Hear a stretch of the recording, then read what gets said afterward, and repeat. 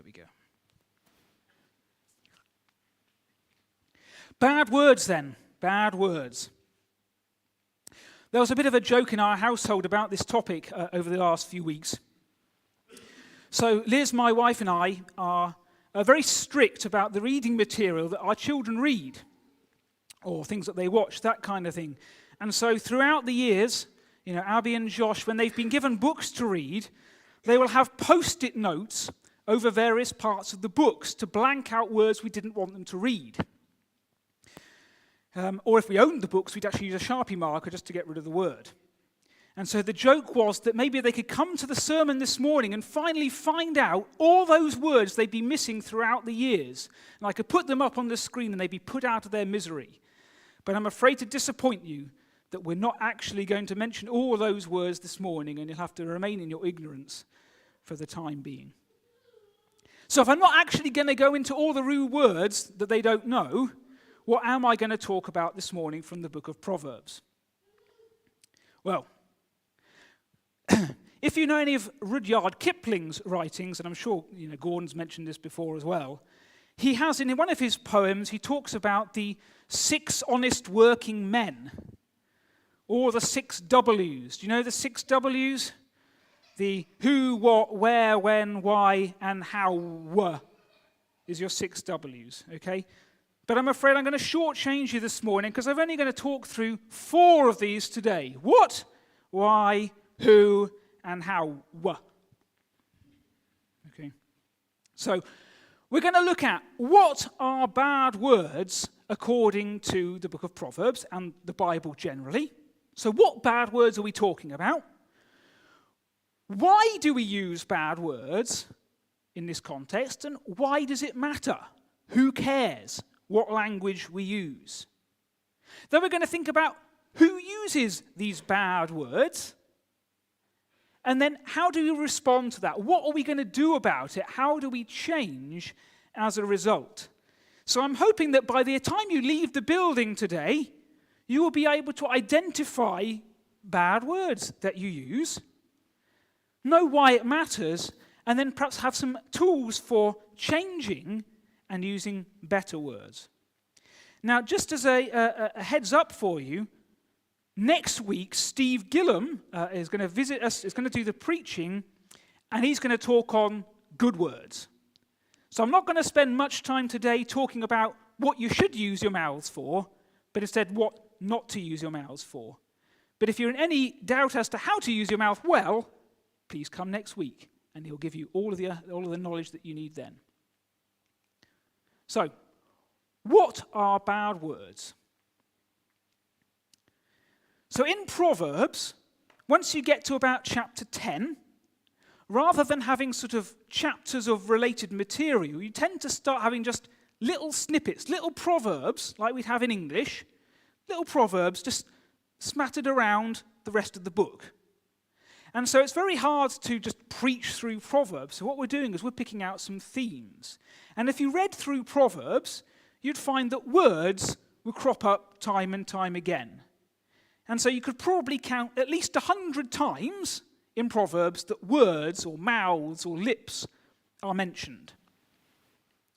So I picked out some Proverbs that we read together earlier on to give us some sort of categories of what might be bad words. Because although we tend to think of bad words as sort of filthy language, actually the Proverbs and the rest of the Bible gives us some perhaps better understanding of what they are. So if I just highlight in red some of the ones we've already read, we can pick out things like the words of the reckless words. Or we read lying lips. So reckless, lying. We had harsh words. We had quarrelsome words. We looked at gossip. And we looked at flattery. So those are just some of the areas that you could think about if you're talking about bad words. And then I tried to go through the book of Proverbs, and I tried to come up with an A to Z of the bad words in Proverbs. And I did a word cloud of it.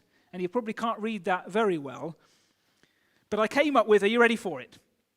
arrogance, anger, arguing, boasting, breaking confidence, bitterness, incessant chattering, careless words, cursing, complaining, coarse joking, destruction, derision, deceit, empty words, folly, flattery, filthy language, gossip, harsh words, impatience, insults, lying, many words, mocking, mere talk, opinionated speech, obscenity, perversity, quarrelsome, reckless, rash speech, sinful talk, slander, swearing, unwholesome language, violence.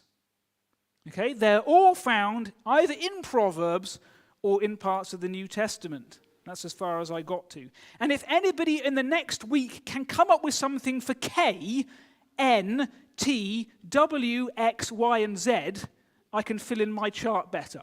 I really thought there ought to be a T, but in my brief look, I didn't come up with one. But there are all sorts of ways that we can use our mouths in ways that Proverbs would say is a negative way, is a bad way. And how would I kind of sum up those bad words? I kind of thought about two aspects. Firstly was a lot of the words that we use badly are to exalt ourselves and lift up ourselves to a place that we don't deserve because we are great. Or instead we'll use them to tear others down and squash them. And that's what a lot of those sorts of things are about. Boasting. We're lifting ourselves up to be someone great. Or we might use gossip to put someone down. So that's kind of one aspect of things. Or another thing might be, actually we've decided what we want to do, a sinful act, a bad act, and we're going to use our words as part of that. And it's a premeditated. We thought it through and we've said exactly what we want to say, hurtful or not. But alternatively, sometimes we're just careless. We say something and we don't really realize the impact it's going to have. So there are all sorts of categories that we could come up with our words. Bad words dishonor God, hurt others, try and raise ourselves up. That's what I think Proverbs is talking about when we think about bad words. Now, I wonder if you think back over your week, the week you've just had, and the interactions you've had with people. Maybe your parents, maybe your children, maybe your friends, maybe your work colleagues, your neighbors, whatever. I wonder if you think about the conversations that you've had, how many of those would you categorize as being good or bad? How many of those sorts of categories could you put any of your words into? Are there any areas perhaps you would say you have a struggle to use good words? So why? Why do we use bad words? Why not carry on as we are? Why does it matter? So we're going to look at another passage. This time is from the New Testament, and we're going to look at what the words of Jesus say. This is from Matthew chapter 12. So before we read it, I'll just explain the context of why Jesus is talking here. So Matthew chapter 12, Jesus is talking with the Pharisees. They were a very religious people. They looked very holy on the outside. But they see what Jesus is doing, and often he's breaking their rules. He's healing people, and he's doing it on the Sabbath, which they felt shouldn't be done, or this, that, and the other. And so they come to him and say, we know what power you're doing this by. You're in league with the devil. And Jesus looks at them and says these words. He says, either make the tree good and its fruit good, or make the tree bad and its fruit bad, for the tree is known by its fruit. You brood of vipers, how can you, being evil, speak what is good? For the mouth speaks out of that which fills the heart. The good man brings out of his good treasure what is good, and the evil man brings out of his evil treasure what is evil. But I tell you that every careless word that people speak, they shall give an accounting for it in the day of judgment. For by your words you will be justified, and by your words you will be condemned.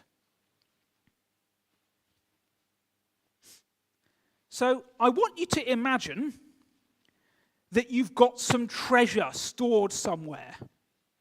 If any of you really have, let me know after the service, won't you? Okay? But Jesus is talking about a storehouse, a treasury here in this passage. And he says, you can only bring out of the storehouse what you've put in there. Now imagine there's two fish shops, fresh fish shops down your street where you live. Okay, it's perhaps pushing your imagination. Imagine one has a container of fish in a freezer, but the freezer is switched off. And one has a freezer, and the freezer is switched on. And so they go into their freezer, and you ask for, some cod for your tea. When they bring out the fish, one is going to bring out a very stinky, gone-off fish. And another is going to bring out a nice, frozen, fresh, good-to-eat fish. They can't go in and bring out a bad fish if it's the good freezer or good fish if it's the bad freezer, because they're determined by what they've got in their storehouse. You wouldn't go to the bad fish shop. You'd go to the good fish shop. And Jesus says our hearts are not like a fish shop. He doesn't actually say that. But he says our hearts are like a storehouse. That you can only bring out of your heart, your inner being, the inside of you, what you've put in.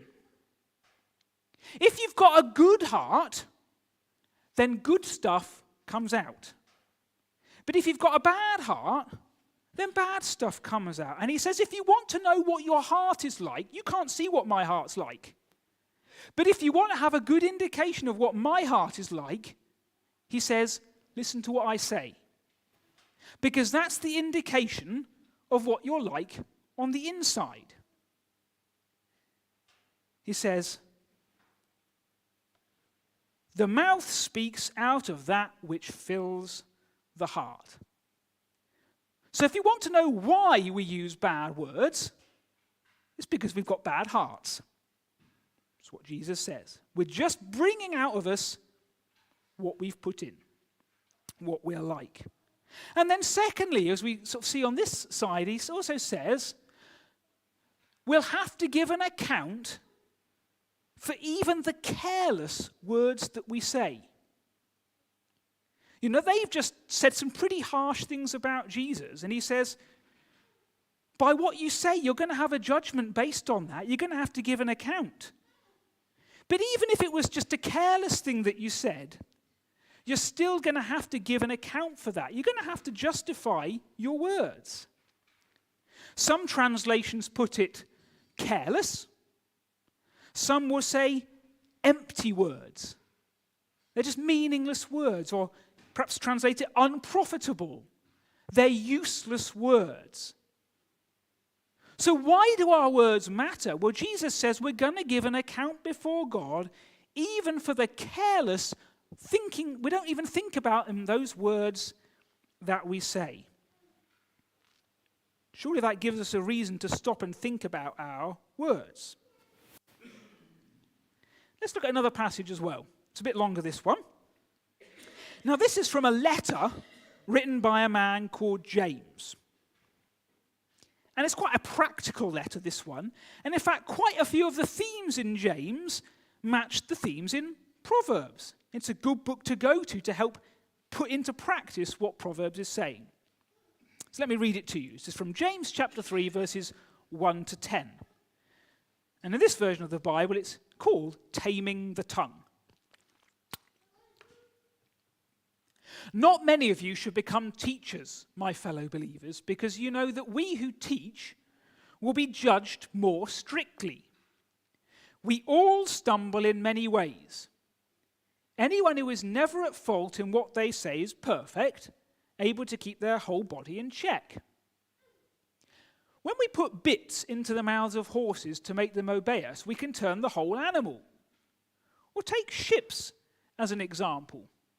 Although they're so large and are driven by strong winds, they are steered by a very small rudder wherever the pilot wants to go.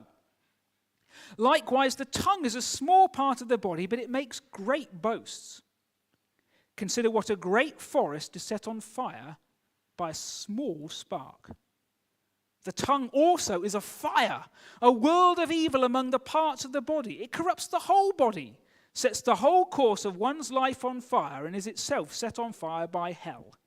All kinds of animals, birds, reptiles, and sea creatures are being tamed and have been tamed by mankind, but no human being can tame the tongue. It's a restless evil full of deadly poison.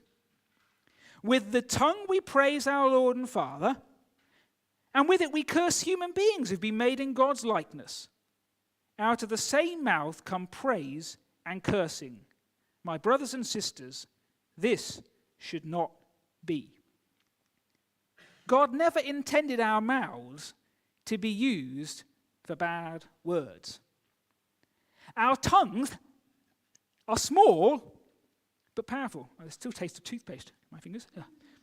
Small but powerful. And he uses 3 examples to help us understand how powerful our tongues are, despite the fact it's so small. If you compare the height of me with my tongue, it's pretty small. And although you might have a very powerful horse, much bigger than me, you can control it with a bit in its mouth. Look at the size of that boat. And yet look at the bottom, the size of the rudder. And yet that rudder can turn the whole ship. You know, last year there was a huge pile of forest fires, wasn't there? But all of them had to start somewhere small. And in the same way, we have a very powerful tongue. It's very small, but we're told to use it wisely. I had a good example of how we have to be very careful with our words earlier this week. I don't know if any of you recognize that.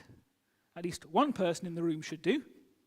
Because I took him earlier this week to Fort Nelson, at the top of Portsdown Hill. Anyone been to Fort Nelson? A few? Okay. And so there's a tunnel that you go down underneath the fort. And it goes down quite a long way. And as well as being a sort of an escape route for people to get, unshot at from one side to the other, the main use of this underground area is because it contains the magazine. The magazine is the place where the gunpowder was stored. Okay, because you don't want anything to get at that from above, and to damage that. And so we looked at the room next to the magazine, which was the changing room. And the sign there said that anyone that was going to go into the magazine had to have absolutely no risk of any sort of spark. Because if there was just one spark, not only would there not be a fort anymore, there wouldn't be a hill anymore. That's how important it was to think through what you were wearing.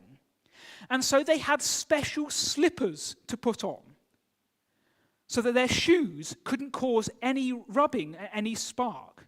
They had to change their clothing for anti-spark clothing. And only when you were ready, fully dressed properly, with absolutely no danger, could you ever go in the magazine. And James says, our tongues are like a little spark giver. Don't ever make the mistake, says James, of using your tongue like a spark. Because poof, up it goes and it's out of control before we know it. We need to choose our words carefully. So there you go, Fort Nelson. You can go and visit the tunnel. So the question is who am I talking to here? Now, I know that I use bad words. You just need to come and live in my house probably today and you'll hear some. Those things which will pull others down or dishonor God with my words. But if we went back to James, do you remember who he says has a problem with bad words? What did he say? He said, all of us. He said, we all stumble in many ways, and anyone who is never at fault in what they say is perfect, able to keep their whole body in check. He's saying, we can't do this. We can't keep our mouths on the right path. So unless you are perfect, he says, you've got a bad heart and you've got a bad mouth. So unless you're someone that can't speak yet, I can guarantee you'll have said bad words. And even my little son, he's 8 months old, at some point he'll come to start speaking. And I can imagine it won't be very long before he uses the word no defiantly at me. Because as much as I love him, he's got a bad heart. The Bible says we've all sinned. We've all inherited this sinful nature. He's got a bad heart, and so he's going to be using bad words after not very long. We're all guilty of bad words. So this message is for you, and this message is for me. But then on the flip side, if we've all used bad words, we've also all experienced bad words. I wonder if you've ever heard any of these said to you. I hate you. We don't want you anymore. You're ugly. You're not good enough. You're stupid. You're a failure. You're just a bin man or whatever. I told you so. Oh, where's the other 2%? That's not good enough. All sorts of things that we can say can be very hurtful. Sticks and stones may break my bones, but words will never hurt me is half incorrect. Words can hurt greatly. And maybe you're still feeling the scars of some of the words you had when you were a child. And if you have, the good news is that in Jesus, we are told there is healing. We can be made whole, not just spiritually, but also just having some of those scars be helped as we talk things through with the Lord, as we talk things through with others, as we go and seek counseling. We can know healing from those things. And if you're suffering from those bad words that you've experienced, I encourage you to get help and to come to God with those and find his amazing grace in those situations. So we've all used bad words. We've probably all experienced them. So what do we do about it, I guess, will be the remaining question that we need to face. So here's how I want to think about change in our lives and what we can do about it. I want you to imagine one of two scenes. One of you might find it easier than the other. Imagine you go to the doctor and he says, the way you've been living your life has caused your heart to just be completely, it's about to give up. The only course of action we've got, because of what you've done to it, is to have a heart transplant. That's one thing. Maybe you can imagine that. At the moment, my health's okay. I can't so much imagine that. However, the other example might be you go to the garage with your car and you're told you've put the wrong oil into your engine and it is now completely ruined. The only thing we can do to this car now is change the engine. Okay, so imagine one of those two scenarios. And the thing I've got on the screen is the second one of those. And so I want to think about having that big change, but then thinking about, well, if we've caused a problem before, what do we need to do differently to avoid the same thing happening again? So the first thing I think we need to do to fix bad words in our lives is we've got to fix with the deeper issue of our heart. We need a heart transplant. We need an engine changeover. There's no point in just trying harder to say, "Oh, this week I'll try harder to do better words. I'll just, don't know what I do, but I'll just do better." But Jesus invites us into a living relationship with him where he says, "I'll take that stained, bust heart and I'll give you a new one. I've taken the punishment for all of the sin that you've done, all those bad words that you've used, and I'm willing to forgive you if you'll just come and confess it and say, 'I'm sorry,' and say, I'll try and live your way now because I want you to be the boss of everything." And so if you're not a Christian today, the first way to deal with your words is to deal with your heart.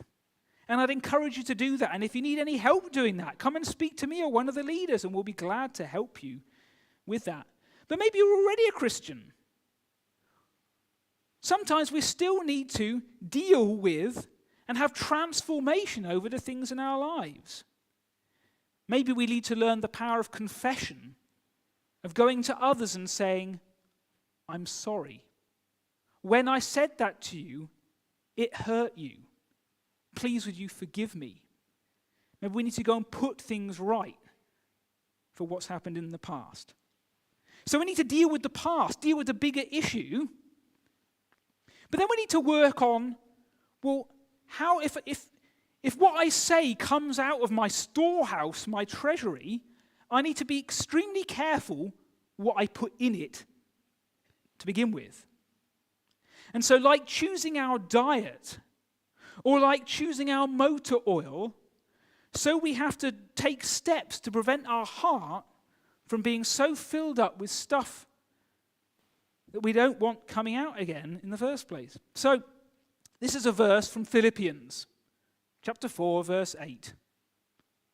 "Finally, brothers and sisters, whatever is true, whatever is noble, whatever is right, whatever is pure, whatever is lovely, whatever is admirable, if anything is excellent or praiseworthy, think about such things."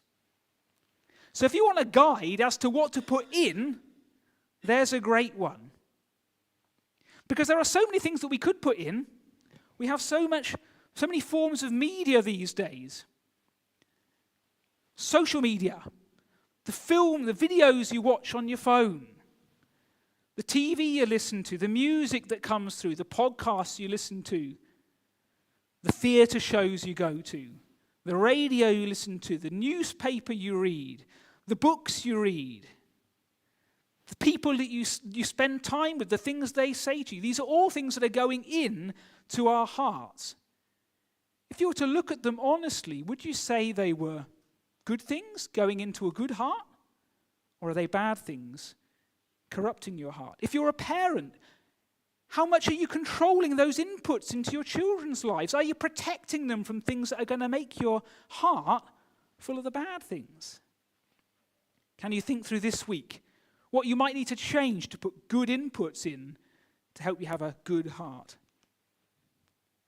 And then finally, we need to put checks and balances in place. Because with your car, you have your dashboard lights to show you when something's not quite right. And so we can take steps to help ourselves in the task of using good words. We read earlier, the tongue has the power of life and death, and those who love it will eat its fruit. And so those who guard their mouths and their tongues keep themselves from calamity. We want to put those checks into place to stop ourselves from being in calamity. Someone described the message of Proverbs with words as being, the fewer the better. James himself, earlier in his letter, says, be quick to hear, slow to speak. So my first advice would be, this week, speak less. I say that as much to myself as anything, because my children often receive lectures from me, and I'm sure they'd love me to speak less to them this week. Secondly, we can't just go around saying nothing like we're living in a monastery. That's not an option for us. There are times we have to speak. And so let's speak sensitively if our words are needed. Let's speak it in love, as we're told. Thirdly, be accountable to others. Say to someone, will you give me a summary of how I'm speaking this week? Or maybe put your phone on record for an hour, if your space will allow that. And then play it back. Listen to yourself. How are your words doing? And then fourthly, speak thoughtfully. I don't know if you've seen this. You ever seen the word think before like this? Before you speak, think. Is it true? That's the T. H, is it helpful? I, is it inspiring? N, is it necessary? K, is it kind? Before you speak, slow down, think about the toothpaste and go, is it true? Is it helpful? Is it inspiring? Is it necessary? Is it kind? So there we go. Bad words. I'm hoping that you'll go out today perhaps having a better idea of what Proverbs says are bad words and why they matter, why we should care about what we say for the sake of God and our relationship with him, for the sake of others.